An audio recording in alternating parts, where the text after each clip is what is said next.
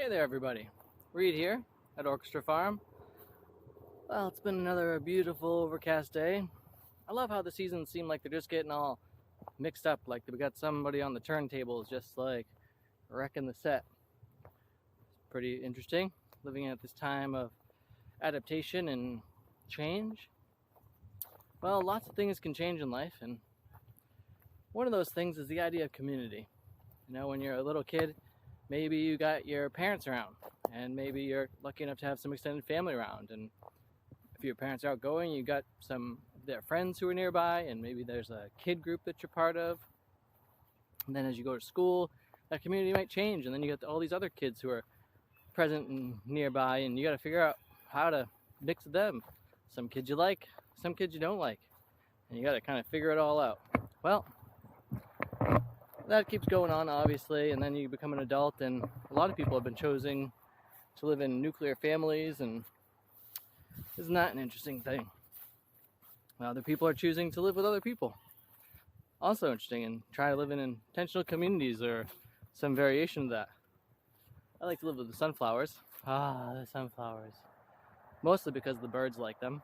That's my primary reason for enjoying them. I mean, the yellow color is quite beautiful. You might have favorite colors at some point in your life, and they might change, you know, communities of color that are around. Very interesting. But how do we really live with other people? Maybe you're part of a particular group, whether it's a book club or a gun club. Maybe it's a gardening club or an archery club. Maybe it's a painters guild or a writers group. Maybe you're in a band or in a scene of bands or DJs and producers, because, you know, all those things and more are possible out there. And there's all kinds of interpersonal dynamics that take place in that. It creates all kinds of weirdness at times, and conflict is bound to come up. And how we choose to deal with conflict really determines a lot of how those encounters go. But all of that stuff is crucial to living with others. There's these ideas out there of, I want to live an independent life. I want to be self-sufficient. I both hear that and I laugh at that a bit, because I recognize that, like, we really do need other people. I haven't actually met someone who's so self-sufficient that they don't need anybody else. I mean, most of us are utilizing gasoline or some other petrol product in our life, and we need all the realms of that to keep those things going. There's a lot of people involved in that, and a lot of parts of the earth that are necessary too. You know, for any of these plants here to grow, beautiful calendula happening here. There's a lot of organisms in the soil. That's a whole community of organisms that are there. And there's notions that we can, you know, do things that benefit those organisms. And in our relationships, there are things we can do to benefit those things. So how are you existing in your communities that you're involved with? Ooh, this looks like a nice strawberry. Are you giving enough to bring forth reciprocity in your world? Or are you taking more than you're giving? Thank you, strawberries.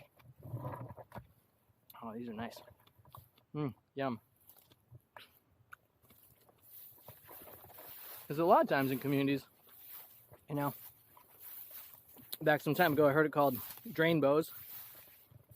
It's from like rainbow gatherings, if you're familiar with those. If not, that's highly interesting ways of anarchistically gathering and connecting.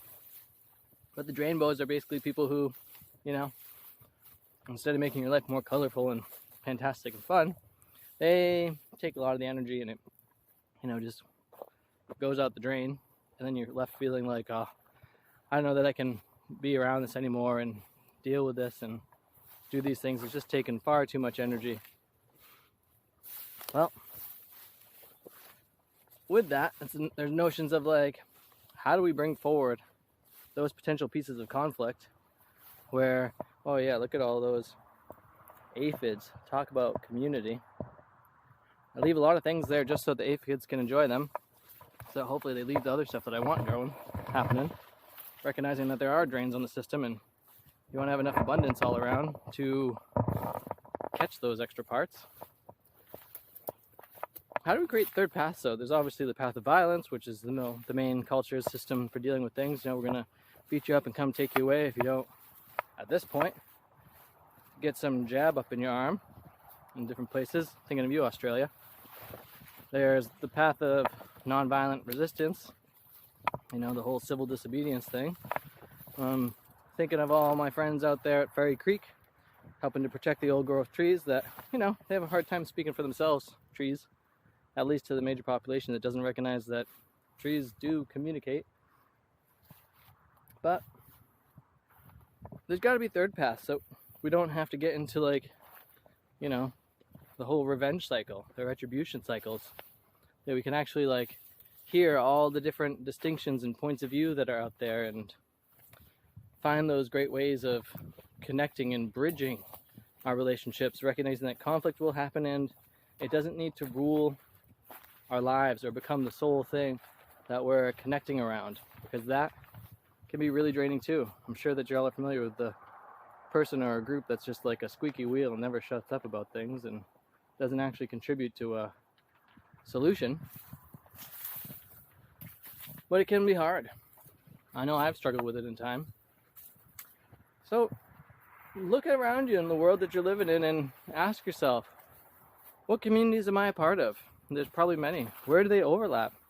Where do I find space for myself to reconnect with my own self? How does that self relate to the earth? Because for me, they're one and the same. And if I don't have a good connection with the earth, then I notice my own personal self really starts lacking a bunch. You know, there's somebody always leaving cups somewhere.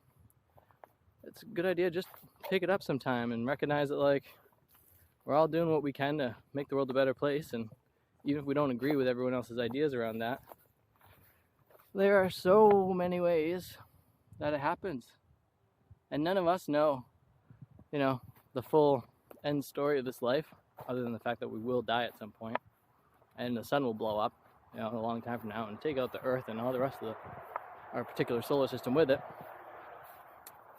But before that happens, there's a lot of time to attempt to, you know, make improvements so that way maybe the next generation has it easier than us. I know I particularly like not having to wash my clothes by hand. Whew, that's a great one. We just got a dishwasher. That's amazing. So, as you look out and see what communities you're part of, ask yourself, how can I participate more? How can I bring more to this situation so that way we can all flourish more?